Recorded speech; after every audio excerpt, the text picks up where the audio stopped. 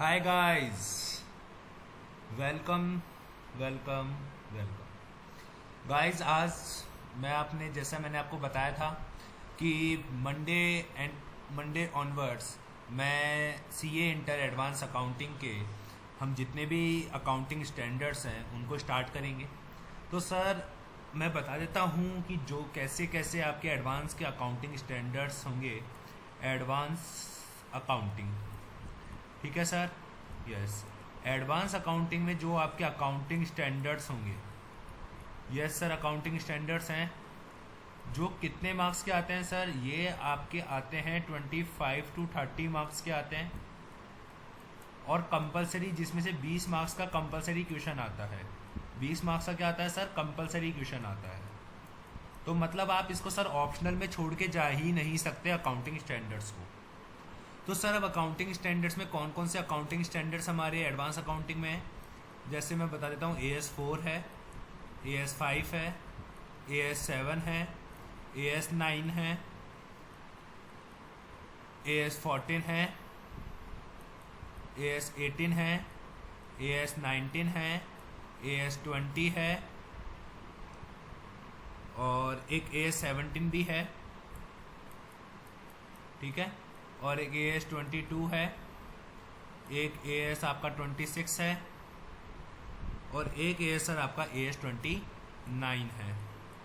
Sir ये AS हैं आपके एडवांस अकाउंटिंग के सिलेबस में। 1 2 3 4 5 6 7 8 9 10 11 12 AS हैं सर आपके अकाउंटिंग स्टैंडर्ड्स आपके एडवांस अकाउंटिंग के पेपर में।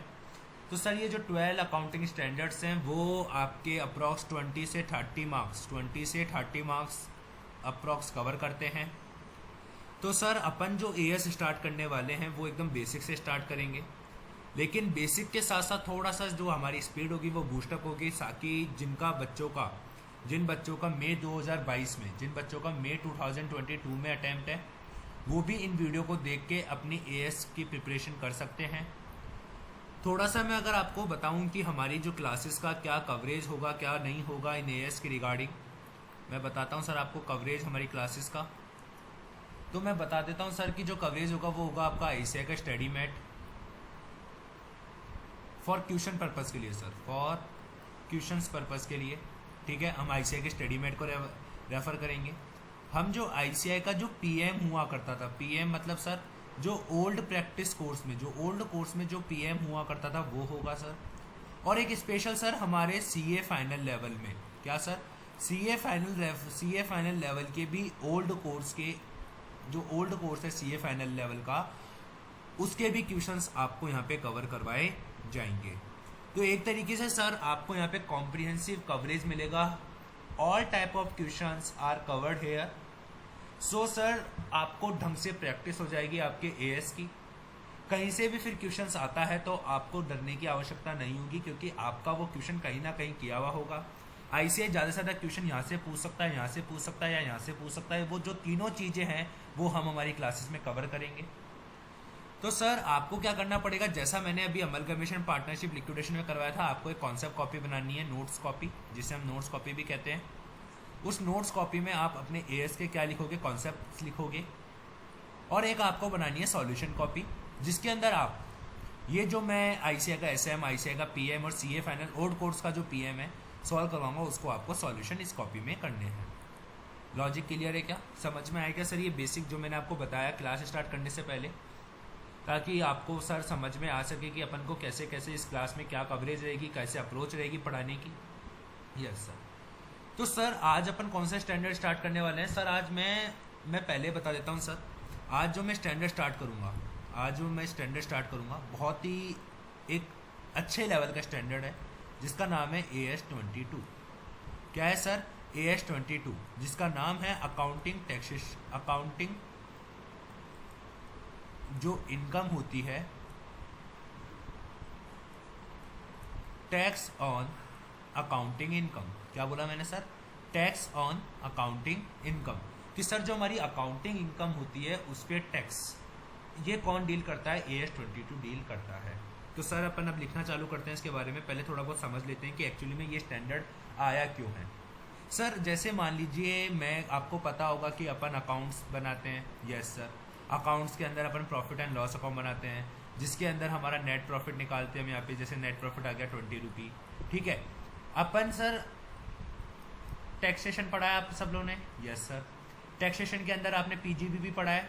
यस सर, पीजीबी में भी अपन पीएनएल बनाते हैं। हाँ सर, पीजीबी में भी अपन पीएनएल बनाते हैं।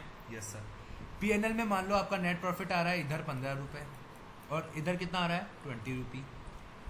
सर ऐसा क्यों कि अकाउंट्स में तो आ रहा है 20 रुपये, टैक्सेशन में आ रहा है 15 रुपये, बना दोनों जगह ही अपन पीएनएल रहे हैं, ऐसा क्यों? तो सर ये जो डिफरेंस आया है, जो डिफरेंस आया है 5 रुपये का, वो कौन डील करता है? ये डील करता है AS22। समझ में आई बात? तो मतलब AS22 का बेसिकली आपको कॉन्सेप्ट समझ में आया कि अकाउंटिंग इनकम और टैक्सेशन इनकम के बीच का जो डिफरेंस होता है उससे कौन डील करता है? AS22 डील करता है। तो अपन सर लिखना चालू करते हैं। पहला पॉइंट आपके लिखिए सर अपनी कॉन्सेप्ट कॉपी में। The difference between accounting income, difference between accounting income and taxable income. Accounting income और टैक्सेबल इनकम के बीच का जो डिफरेंस होता है वो डील किया जाता है बाय किसके द्वारा सर? AS22 के द्वारा। समझ में आई क्या बात? Yes sir. बट सर ध्यान रखना, ये डिफरेंस भी दो टाइप का होता है। They are two type of differences. क्या बोला मैंने सर? They are two type of differences. First is temporary difference and another is permanent difference। समझ में आई बात? क्लियर हुआ क्या? Yes sir. तो अपन एक एक करके समझते हैं। पहले टेम्परेरी डिफरेंस को। किसको समझते हैं सर? पहले अपन टेम्परेरी डिफरेंस को, कि टेम्परेरी डिफरेंस क्या होता है। दैट डिफरेंस जो अराइज होता है in one accounting period. Sir सब समझाऊंगा, एक बार आप लिखने पे थोड़ा सा ध्यान दीजिए। In one accounting period and reverse, और क्या सर? रिवर्स हो जाता है in another accounting period.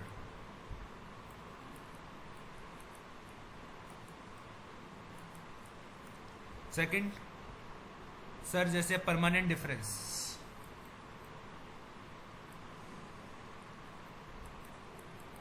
Permanent difference देखिए सर, डेट डिफरेंस जो अराइज होता है इन वन अकाउंटिंग पीरियड में and never ever reverse in another accounting period में।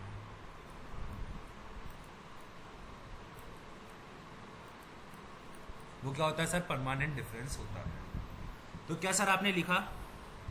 क्या आपने लिखा? मैंने क्या बोला सर? मैंने क्या बोला कि यहाँ पे सर अकाउंटिंग इनकम और टैक्सेशन इनकम दोनों की इनकम के बीच में जो डिफरेंस होता है उसे कौन डील करता है? AS22 डील करता है। Logic clear? यस। फिर मैंने बताया कि वो जो डिफरेंस होता है वो दो टाइप का होता है। एक होता है टेम्परेरी डिफरेंस, एक होता है परमानेंट डिफरेंस। सर अब ये टेम्परेरी डिफरेंस क्या होता है? टेम्परेरी डिफरेंस वो डिफरेंस होता है जो एक साल में अराइज हुआ है, बट अगले साल में वो या नेक्स्ट ईयर में वो डिफरेंस जो है वो सेट ऑफ हो जाएगा।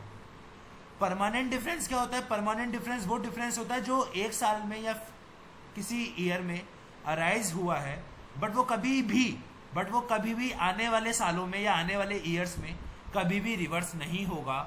हम उसे क्या कहते हैं? परमानेंट डिफरेंस कहते हैं। तो सर मैंने यही बात लिखी है, आप इधर देखिए, नेवर एवर, कभी भी रिवर्स नहीं होगा, इधर रिवर्स हो जाएगा। क्या समझ में आया क्या? Yes sir. अब बात आती है कि सर ये बेसिकली जो AS22 है वो डील किससे करता है? टेम्परेरी डिफरेंस से, परमानेंट डिफरेंस से, या दोनों से? तो लिखते हैं सर तीसरा पॉइंट। लिखूँ सर? समझा दूंगा मैं सारी चीजें, टेंशन मत कीजिए।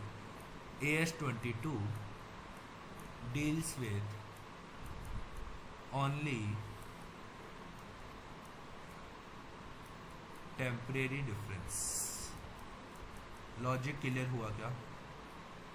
चीजें सर समझ में आएगी आपको? Yes sir. मतलब AS22 किस डिफरेंसेस से डील करता है? ओनली टेम्परेरी डिफरेंसेस से डील करता है, परमानेंट डिफरेंसेस से डील नहीं करता है। अब सर कुछ एग्जांपल्स हो जाए परमानेंट डिफरेंसेस के। Yes sir. Examples of permanent difference. अब सर जैसे आपको पता होगा कि मैं जैसे एग्जांपल्स दे रहा हूँ, उनको एग्जांपल्स को ढंग से सुनिएगा। जैसे सर मैंने बोला डोनेशन। क्या बोला सर मैंने? डोनेशन अपने अकाउंट्स में क्या करते हैं सर अपन? सर अगर अकाउंट्स में क्या करते हैं? अकाउंट्स में सर डेबिट टू पीएनएल। क्या करते हैं सर? डेबिट टू पीएनएल करते हैं। Yes sir. लेकिन आपको पता होगा सर टैक्सेशन के अंदर, पीजीबीपी के अंदर हम इसको इग्नोर करते हैं। क्यों? क्योंकि ये डिसअलाउड एक्सपेंडिचर होता है। क्या होता है सर? ये डिसअलाउड एक्सपेंडिचर होता है। समझ में आई बात? सेकंड, CSR एक्सपेंडिचर पढ़ा है सर आपने। अकाउंट्स में क्या करते हैं? हम इसको डेबिट करते हैं टू पीएनएल, पर लेकिन सर आपने टैक्सेशन में पढ़ा होगा इसका पीजीपीपी के अंदर इग्नोर। क्यों सर? क्योंकि डिसअलाउड होता है, कभी भी अलाउ ही नहीं होगा, चाहे से आप कुछ भी कर लीजिए। डिसअलाउड होता है, कभी भी अलाउ नहीं होगा, कभी भी अलाउ नहीं होगा। Yes sir. तीसरा एग्जांपल,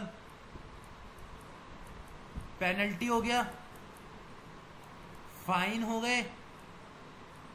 अपन क्या करते हैं अकाउंटिंग में सर? इसको डेबिट टू पीएनएल करते हैं। लेकिन अगर अपन सर टैक्सेशन की बात करेंगे, पीजीबीपी की, किसकी सर? पीजीबीपी की, तो अपन इसको इग्नोर करते हैं। क्यों सर? क्योंकि ये डिसअलाउड एक्सपेंडिचर्स होते हैं। समझ में आई बात? क्या होते हैं सर ये? Disallowed expenditure. क्या सर आपको ये समझ में आया परमानेंट डिफरेंसेस के एग्जांपल्स? और एग्जांपल्स लेना चाहते हो तो सर एक और देखिए, ये वाला interest on tax free bones.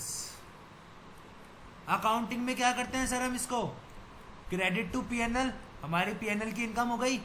लेकिन जब हम टैक्सेशन के अकॉर्डिंग देखते हैं, पीजीपीपी के अकॉर्डिंग, तो हम इसको इग्नोर कर देते हैं। क्यों इग्नोर कर देते हैं? क्योंकि सर ये डिसअलाउड इनकम है, कभी भी हमारे को अलाउ नहीं होगी ये इनकम, क्योंकि कभी भी इस इनकम पे टैक्स नहीं लगेगा। Yes sir. तो ये वो डिफरेंसेस हैं जो सर कि कभी भी रिवर्स नहीं हो सकते हैं। ये वो डिफरेंसेस हैं सर जो कभी भी रिवर्स नहीं हो सकते हैं। क्या सर आपको समझ में आ रहा है परमानेंट डिफरेंसेस के एग्जांपल्स? समझ में आए क्या सर आपको परमानेंट डिफरेंसेस के एग्जांपल्स? हाँ सर समझ में आ गए कि परमानेंट डिफरेंस के क्या क्या एग्जांपल्स होते हैं। लॉजिक क्लियर क्या? यस। समझ में आया? Yes sir. तो सर अभी तक जितना अपन ने पढ़ा वो सब थ्योरिकली था। इट मीन्स कि सर ये आपको पता होना चाहिए कि अपन AS22 पढ़ने जा रहे हैं, तो वो AS22 बेसिकली होता क्या है, AS22 किस डिफरेंसेस से डील करता है। और सर मजाक नहीं कर रहा, ये जो टॉपिक है कौन सा वाला बता देता हूं सर मैं एक बार आपको, एक सेकंड सर। ये वाला, ये बहुत ही इंपॉर्टेंट टॉपिक है। इस पे थ्योरी क्वेश्चन पूछा गया है सर, इस पे थ्योरी क्वेश्चन पूछा गया है एग्जाम में। तो आप जरूर सर इसकी टेम्परेरी डिफरेंस, परमानेंट डिफरेंस की डेफिनेशन और उसके एग्जांपल्स जरूर एक बार सर पढ़ के जाइएगा, क्योंकि अगर थ्योरी क्वेश्चन आ जाता है तो सर आपको ये सारे मेंशन करने पड़ेंगे। क्या सर आपको समझ में आया क्या? Yes sir. अब अपन बात करते हैं सर थोड़े और टर्मिनोलॉजीज की जो कि यूज की जाएगी इस चैप्टर के अंदर, इस AS22 के अंदर। ठीक है? Yes sir. कुछ टर्मिनोलॉजीज हैं, सम टर्मिनोलॉजीज जो आपको पता होनी चाहिए।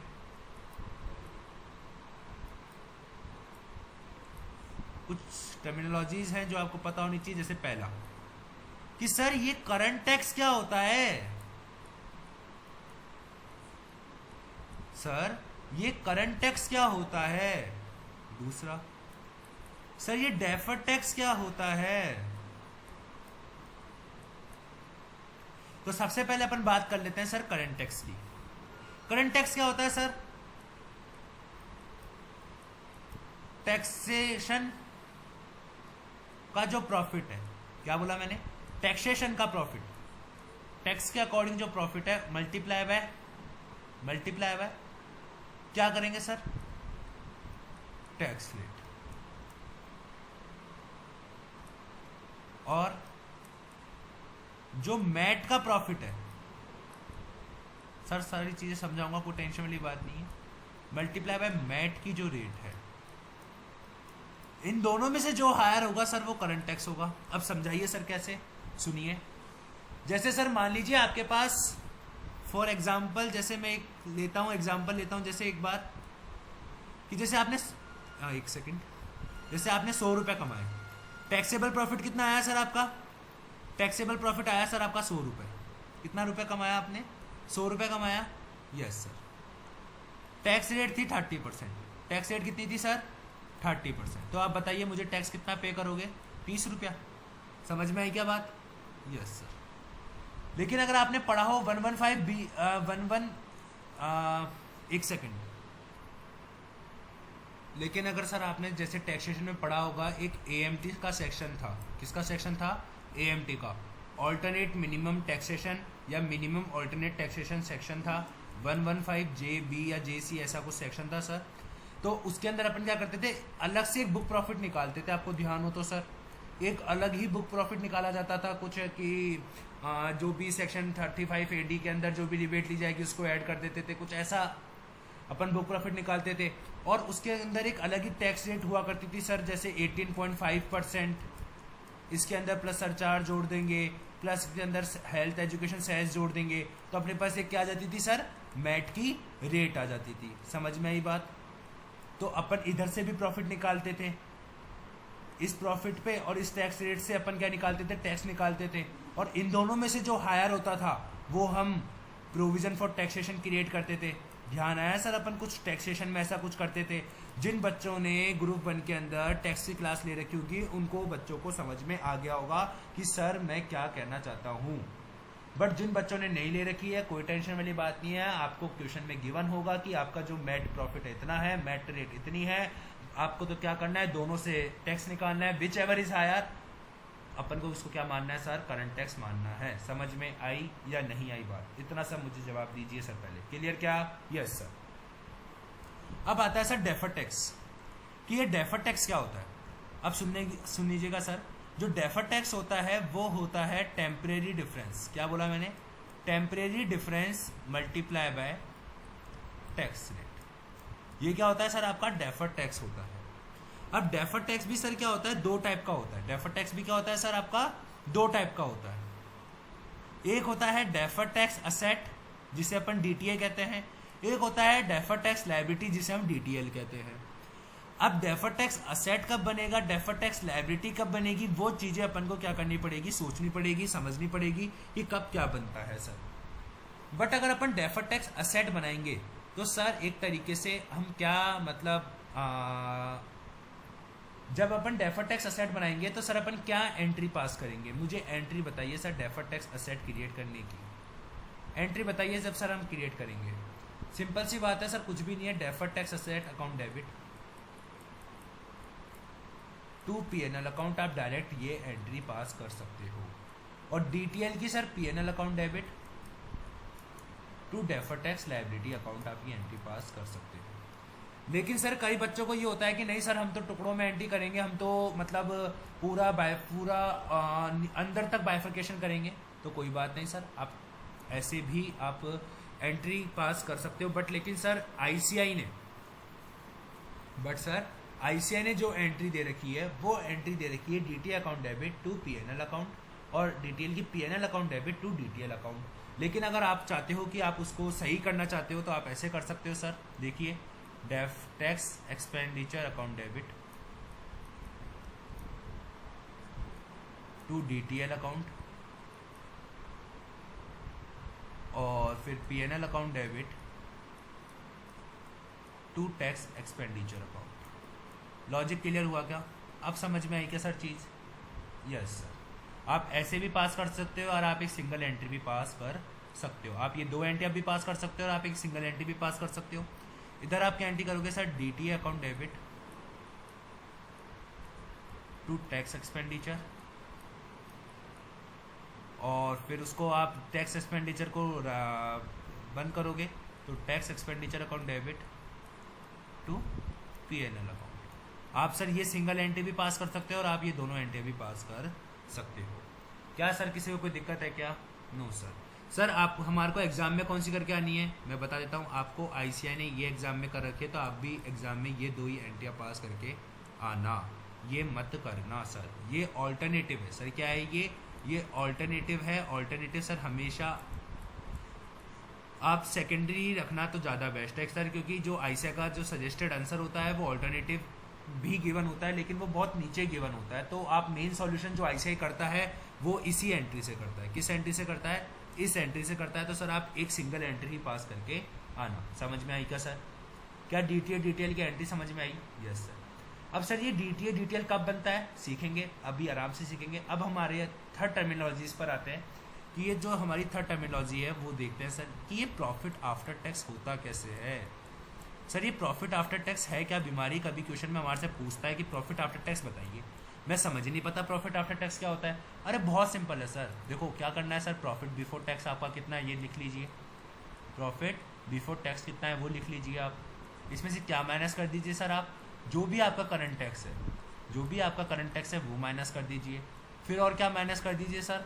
इसमें से माइनस कर दीजिए अगर आपके डीटीएल है तो, प्लस क्या कर दीजिए सर अगर आपका डीटीए है तो आपके पास क्या आ जाएगा सर? Profit after tax. समझ में आया क्या? Yes sir. डीटीएल क्यों माइनस करना है? क्योंकि सर वो टैक्स एक्सपेंडिचर बढ़ाता है हमारा। और डीटीए क्यों प्लस करना है? क्योंकि सर ये हमारा टैक्स एक्सपेंडिचर को कम करता है। समझ में आई क्या बात? क्या आपको सर लॉजिक क्लियर हो रहा है क्या? ये टर्मिनोलॉजी सर आपको क्लियर हो रही है क्या?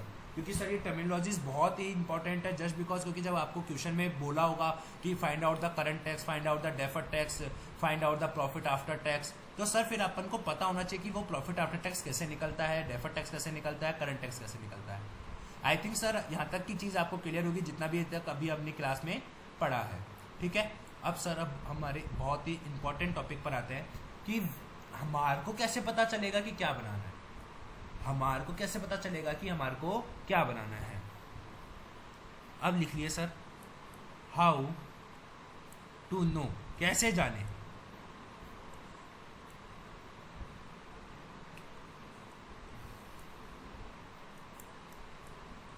वेदर डीटीए या डीटीएल टू बी क्रिएटेड।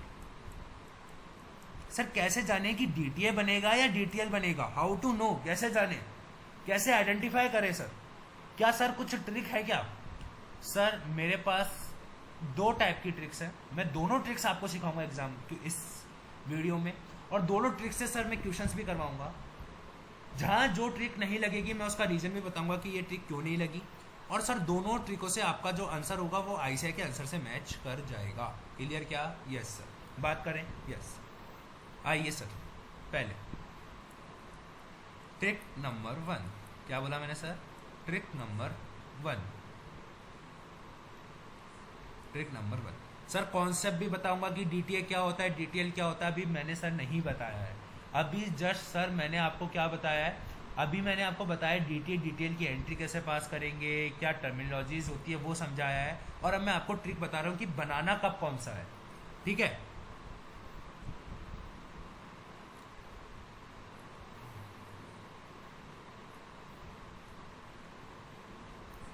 ठीक है सर। यस ट्रिक नंबर 1 क्या ट्रिक है सर?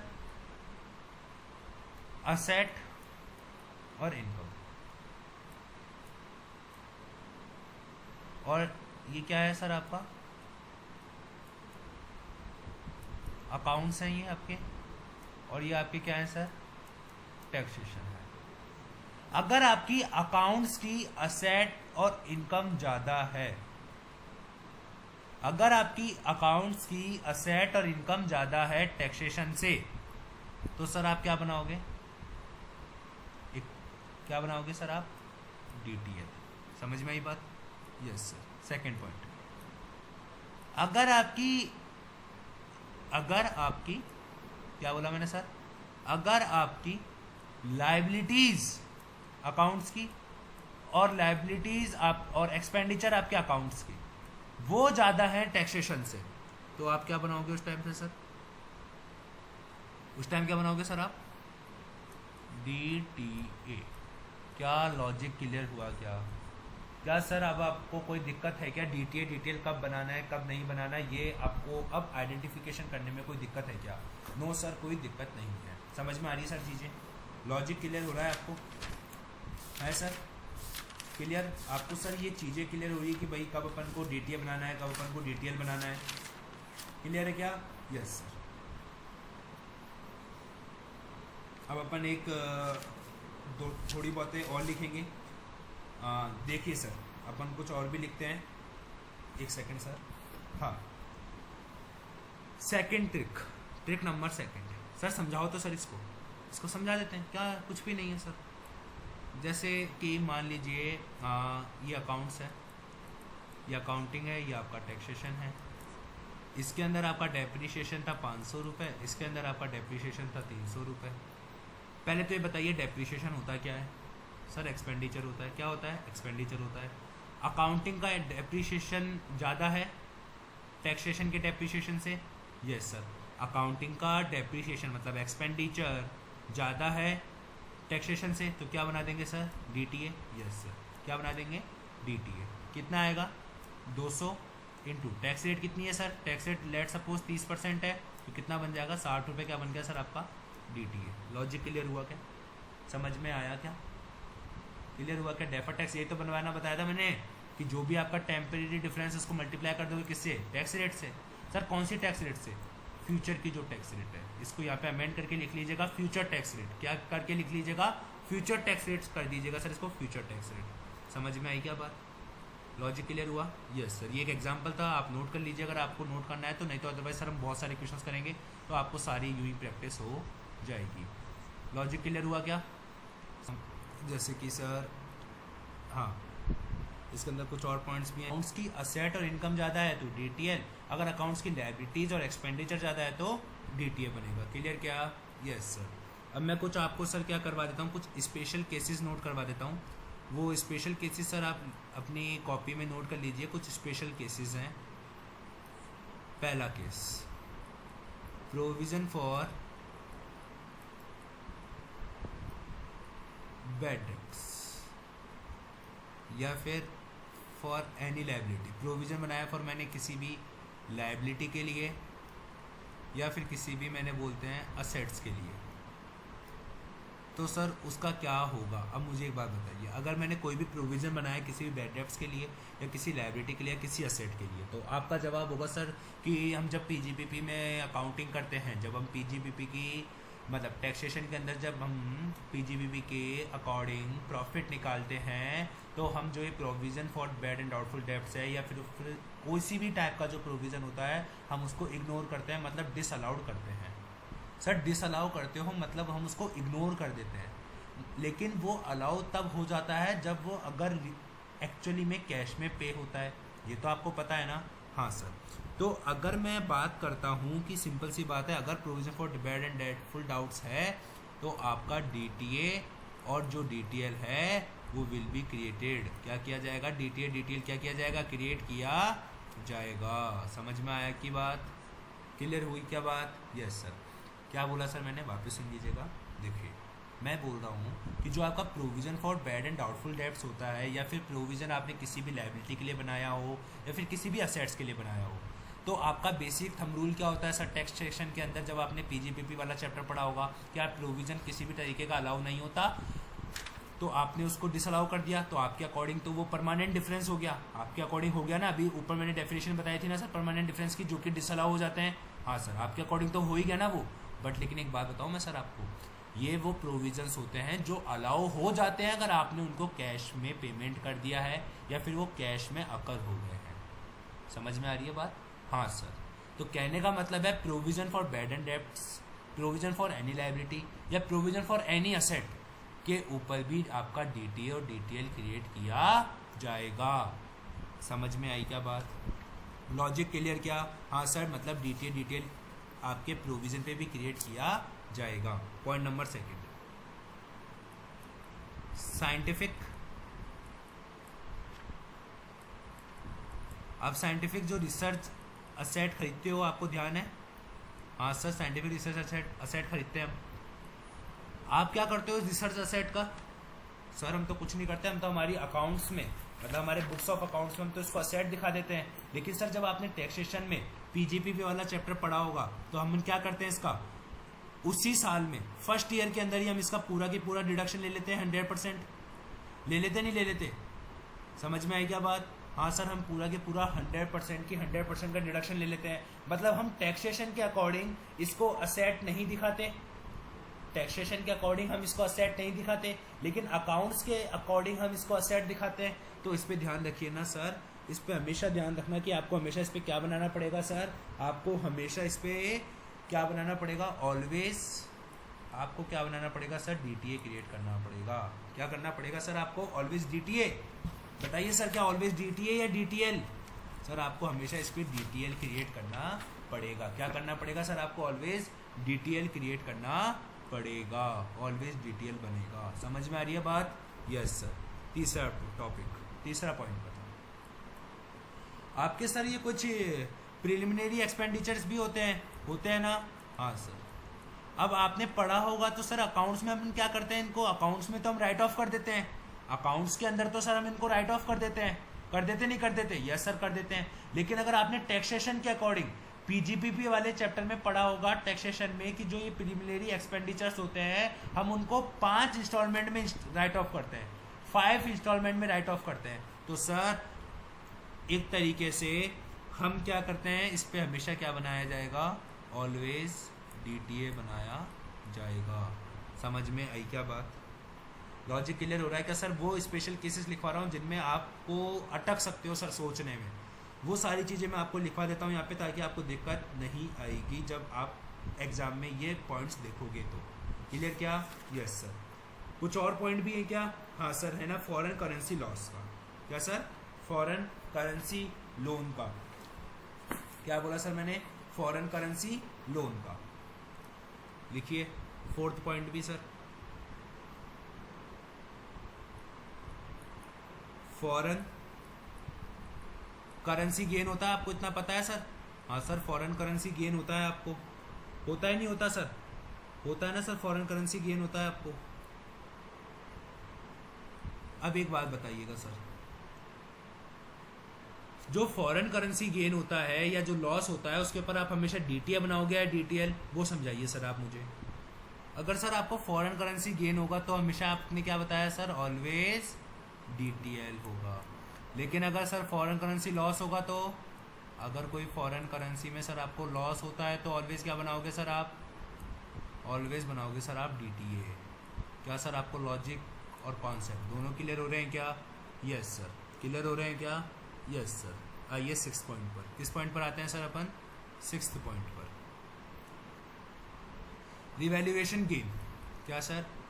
अगर कोई रिवैल्यूएशन का गेन हुआ या लॉस हुआ तो सर उसका क्या करेंगे? ध्यान रखना, रिवैल्यूएशन गेन या लॉस पे नो डीटीए और no DTL. Okay sir, clear, समझ में आई क्या बात? Yes sir. अब अपन स्पेशल केस नंबर 7 पर आ जाते हैं, जिसमें मैंने बताया आपको अनएब्जॉर्ब डेप्रीशिएशन। क्या बोला सर मैंने? अगर आपके लिए अनएब्जॉर्ब डेप्रीशिएशन हो या फिर आपका ब्रॉड फॉरवर्ड लॉस हो। क्या हो सर? आपका ब्रॉड फॉरवर्ड लॉस हो, मतलब पहले से कोई लॉस चलता आ रहा हो या फिर अनएब्जॉर्ब डेप्रीशिएशन हो, तो सर क्या बनाएंगे? ऑलवेज क्या बनाएंगे सर? ऑलवेज डीटीए ही बनेगा। क्या सर आपको लॉजिक क्लियर हो रहा है क्या? Yes sir. सर ये वो 7 केस थे जो आपको पता होने चाहिए जब भी आप, अगर आप क्वेश्चन सॉल्व करोगे, अगर एक एडजस्टमेंट आ जाते हैं तो आपको पता होना चाहिए। क्या सर लॉजिक क्लियर हुआ क्या? समझ में आई क्या बात? Yes sir. सर ये वो जो चीज़ें थी जो मैंने आपको एकदम एक तरीके से जो कॉन्सेप्ट कॉपी में आपके पता होनी चाहिए AS22 के अंदर, कि AS22 में सिंपल सी बात है, क्या प्रॉफिट आफ्टर टैक्स होगा, क्या आपका टर्मिनोलॉजीज होती है, डेफर्ड टैक्स क्या होता है, करंट टैक्स क्या होता है, स्पेशल केसेस क्या होते हैं, डीटीएल कब बनता है, वो चीज़ें आपको पता होनी चाहिए थी। क्या सर ये अब आपको क्लियर है क्या? ये बताइए सर, अब आपको क्लियर है क्या ये? Yes sir. तो सर क्या अब हम ICAI की बुक के एग्जाम्पल्स की क्वेश्चंस की प्रैक्टिस कर सकते हैं क्या? हाँ सर कर सकते हैं। सर एक और कॉन्सेप्ट नोट्स लिखवा दूंगा आपको, ताकि इस AS22 के सारे कॉन्सेप्ट नोट्स खत्म हो जाएंगे एक साथ में, फिर अपन सीधे ही क्वेश्चंस की प्रैक्टिस कर पाएंगे। Yes sir. तो एक और कॉन्सेप्ट नोट्स है सर जो आप लिखिएगा हमारे आईसीआई स्टडी मटेरियल की। तो आईसीआई स्टडी मटेरियल में सर सबसे पहले अपन AS22 निकाल लीजिए सर, इतने सारे बच्चे फटाफट से।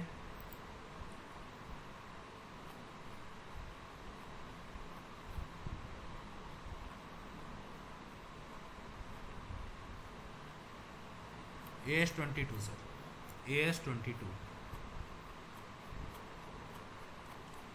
एक सेकंड सर, मैं भी निकाल लेता हूँ AS22। ये निकल गया सर मेरा भी AS22। देखिए सर इलस्ट्रेशन नंबर 1 क्या आप सबको विजिबल है sir? Illustration number 1, yes sir. Illustration number 1 में क्या लिखा हुआ है सर, पढ़िए। Rama limited has provided the following information: depreciation as per accounting records, depreciation as per income tax record. क्या बोला मैंने सर? क्या लिखा हुआ है क्वेश्चन में? Depreciation as per accounting record, depreciation as per income tax record. आगे क्या लिखा हुआ है सर? आगे लिखा हुआ है अनअमोटाइज्ड। क्या लिखा हुआ है? Unamortized preliminary expenditure as per tax record. कितना है? 30,000 रुपये का है, ठीक है, yes sir. There is adequate evidence of future profit sufficiency, how much deferred tax asset या liability should be recognized as a transition adjustment, जहाँ आपकी टैक्स रेट कितनी है? 50% है। मतलब आपसे क्या पूछा है कि कितना DTA बनेगा, कितना DTL बनेगा, यही पूछा है, यस सर। अकाउंटिंग और इनकम टैक्स दोनों के बीच का डिफरेंस को मल्टीप्लाई कर देंगे किससे? टैक्स रेट से। तो आपके पास क्या आ जाएगा सर? एक तरीके से आपके पास आ जाएगा सर एक तरीके से DTA या DTL। लॉजिक क्लियर हुआ क्या? Yes sir. सबसे पहले क्या दे रखा है सर? डेप्रीशिएशन दे रखा है। आ जाओ सर फटाफट से, अपने कौन सा कॉपी में आइए सर फटाफट से। डेप्रीशिएशन क्या असेट है क्या? नहीं। इनकम है क्या? नहीं। लायबिलिटी है क्या? नहीं। एक्सपेंडिचर है क्या? हाँ सर, डेप्रीशिएशन एक्सपेंडिचर है। अब देखिए अकाउंट्स के अंदर कितना डेप्रीशिएशन है सर? अकाउंट्स के अंदर कितना डेप्रीशिएशन है सर? अकाउंट्स के अंदर है 2 लाख रुपए का। अकाउंट्स के अंदर है सर 2 लाख रुपए का। और इनकम टैक्स के अंदर कितने का है? 5 लाख रुपए का। क्या है सर? डेप्रीशिएशन। सुनिएगा सर ढंग से, समझ में आ रही है बात? Yes sir. अकाउंट्स के अंदर है कितने रुपए का सर? अकाउंट्स के अंदर है कितने रुपए का? अकाउंट्स के अंदर है 2 लाख रुपए का और टैक्स के अंदर है 5 लाख रुपए का। अगर अकाउंट्स के अंदर वाला ज्यादा होता तो क्या बनाते सर? DTA बनाते। As per this rule DTA बनाते, यस सर। लेकिन अभी एट प्रेजेंट क्वेश्चन में अकाउंट्स वाला जो एक्सपेंडिचर है, मतलब जो डेप्रीशिएशन है, वो कम है। कम है ना सर? देखिए ना, 2 लाख ज्यादा है, 5 लाख ज्यादा है, 5 लाख ज्यादा है, मतलब टैक्सेशन वाला डेप्रीशिएशन ज्यादा है। तो सर DTA की जगह क्या बन जाएगा? DTL। क्या सर लॉजिक क्लियर हुआ क्या? Yes sir. क्या बन जाएगा? DTL। कितने रुपए पे? 3 लाख रुपए पे। 3 लाख रुपए पे टैक्स रेट 50% थी, मतलब 1.5 लाख रुपए का क्या बन गया सर? DTL बन गया। क्या सर लॉजिक क्लियर हुआ क्या? समझ में आया क्या DTL क्यों बना? वापस बता देता हूँ सर, एक बार वापस बता देता हूँ सर, एक और बार अगेन बता देता हूँ वापस। एक बार और देख लीजिए सर, एक बार वापस देख लीजिए। मैं वापस एक बार रफ करके इसको बता देता हूँ सर आपको। एक सेकंड सर, ये देखिए अकाउंट्स के अंदर अपना डेप्रीशिएशन कितना था? 2 लाख रुपए का था। टैक्सेशन के अंदर 5 लाख था। अपने रूल क्या लिखा था? अगर अकाउंट्स का एक्सपेंडिचर ज़्यादा होगा तो DTA बनेगा। अपन ने ये रूल लिखा था। लेकिन इस क्वेश्चन में अकाउंट्स का जो एक्सपेंडिचर है वो कम है तो सर DTA की जगह क्या बना देंगे? DTL। समझ में आई क्या बात? लॉजिक क्लियर हुआ क्या? Yes sir. आगे क्या वर्ड लिखा हुआ है सर? इधर देखिए फटाफट से। और सर ये तो प्रिलिमिनरी एक्सपेंडिचर्स हैं जो अपन ने अभी पढ़ा था। क्या बनता है सर उसके लिए? हमेशा क्या बनता है सर? आइए अपने क्वेश्चन पर फटाफट से। क्या लिखा हुआ है सर? देखिए, जब भी एक्सपेंडिचर होंगे प्रिलिमिनरी तो हमेशा क्या बनेगा? Deferred tax asset. समझ में आई क्या बात? Yes sir. तो लिख दे क्या? यस सर लिख दीजिए। मैं ब्लू पेन से लिख देता हूं इसको।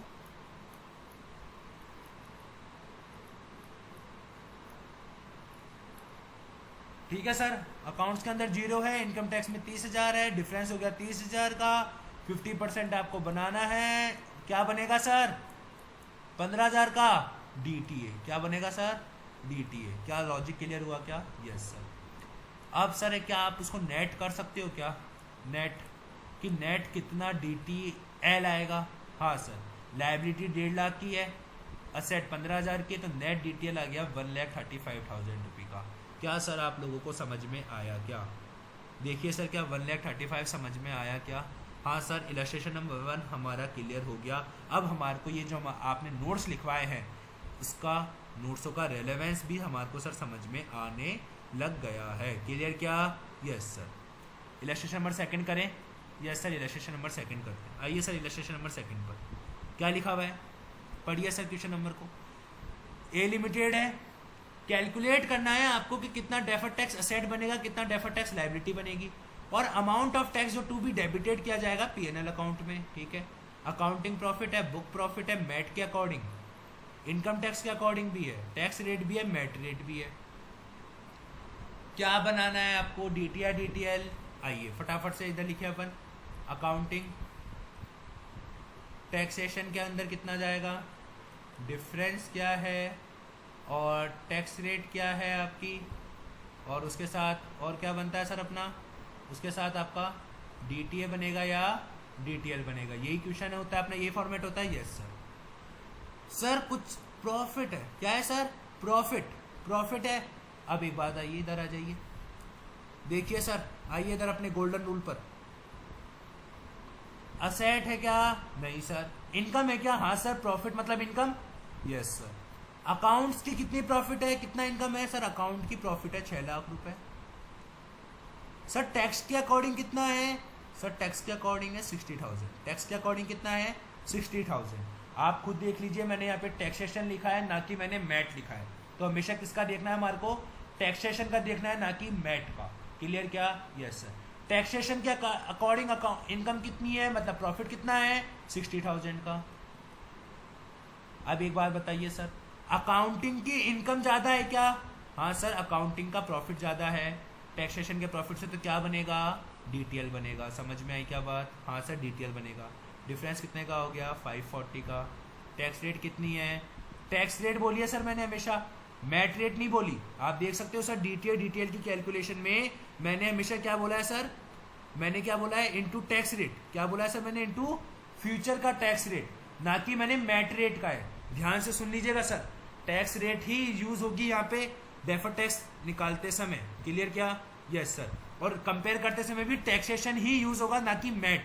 Clear? Yes sir. Tax rate कितनी है, 20% है। कितनी है सर, 20%। क्लियर हुआ क्या? क्या सर आपको लॉजिक क्लियर हो रहा है? Yes sir. 5,40,000 का 20% कितना होता है सर, 1,08,000। क्या आया सर, ये DTL आया। लॉजिक क्लियर क्या? Yes sir. और कुछ है क्या? नहीं सर, अकाउंटिंग की प्रॉफिट और एक ही थी, और कोई आइटम के बारे में डिस्कशन ही नहीं है। तो कितना DTA DTL बनेगा, तो सर पहले क्वेश्चन का आंसर हो गया हमारा सर, DTL बनेगा इक्वल्स टू 1,08,000 रुपये का। आपको ये बताना है कि कितना अमाउंट ऑफ टैक्स आप प्रॉफिट एंड लॉस अकाउंट में डेबिट करोगे। तो मतलब आपको एक तरीके से करंट टैक्स निकालना है। Yes sir. करंट टैक्स क्या होता है, दोनों का हायर। किस किस का हायर सर, किस किस का हायर बताइए सर। करंट टैक्स देखिए सर, क्या लिखवाया था मैंने करंट टैक्स में। आइए सर, करंट टैक्स में क्या लिखवाया था मैंने आपको sir, taxation profit into tax rate. Taxation का प्रॉफिट कितना है, 60,000, इनटू टैक्स रेट कितनी है, 20%। कितना हो गया ये, 12,000। Yes sir. फिर और क्या लिखवाया था मैंने, मैट का profit into MAT rate. Yes sir. MAT का प्रॉफिट कितना है, 3,50,000 है। कितना है sir, 3,50,000। Yes sir. Multiply by MAT rate कितनी है, 7.5%, 7.50%। बताइए सर कितना आएगा, कैलकुलेट कीजिए सर फटाफट से। 3.5 लाख इंटू 7.5% सर, फटाफट से कैलकुलेट कीजिए। 3,50,000 इंटू 7.5% कितना आया सर, 26,250। Yes sir, 26,250। दोनों में से कौन हायर है सर, हायर कौन है सर, हायर यही है, तो यही हमारा करंट टैक्स हो जाएगा। Yes sir. करंट टैक्स हो गया सर कितना, करंट टैक्स हो गया 26,250 आपका सर। अब एक बात बताइए, आप P&L अकाउंट में कितना डालोगे सर। सर P&L अकाउंट में तो देखिए हम क्या करेंगे सर, पीएनएल अकाउंट में ना जाए सर, पीएनएल अकाउंट में देखो आपका एक तो डेफर्ड टैक्स लायबिलिटी है प्लस आपका करंट टैक्स है, दोनों को जोड़ दें। यस सर, हाँ जी सर। डेफर्ड टैक्स लायबिलिटी कितना है 108,000 प्लस 26,250। कैलकुलेट कीजिए सर फटाफट से, कितना आता है 134,250। क्या सर यही आंसर आ रहा है क्या? देख लीजिए सर एक बार आईसीआई का, यही आंसर आ रहा है क्या? हाँ सर देख लीजिए यही आंसर आ रहा है। क्या आपको सर अब कॉन्सेप्ट समझ में आया क्या? क्लियर हो रहा है क्या सर अब आपको? ये एएस अब आपको इजी लग रहा है क्या? नोट्स थे AS 22 के, वो अपन ने सारे लिख लिए हैं सर। अब हमारी नेक्स्ट क्लास में सर हम क्या करेंगे, आईसीआई की बुक के सारे एग्जाम्पल्स खत्म करेंगे, इससे रिलेटेड क्वेश्चंस खत्म करेंगे, और जो आईसीआई का ओल्ड कोर्स का जो प्रैक्टिस मैनुअल है उसके क्वेश्चंस करेंगे, फिर उसके बाद सीए फाइनल लेवल के क्वेश्चंस करेंगे। क्लियर? Yes sir. तब तक के लिए टाटा बाय बाय।